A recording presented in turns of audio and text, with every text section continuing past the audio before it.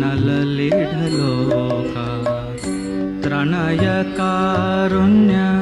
घन घन त्वम् नललिढलोका त्रणय कारुण्य घन घन त्वम् प्राप्तस्य कल्याण गुणार्णवस्य वन्दे गुरो श्री चरणारविन्द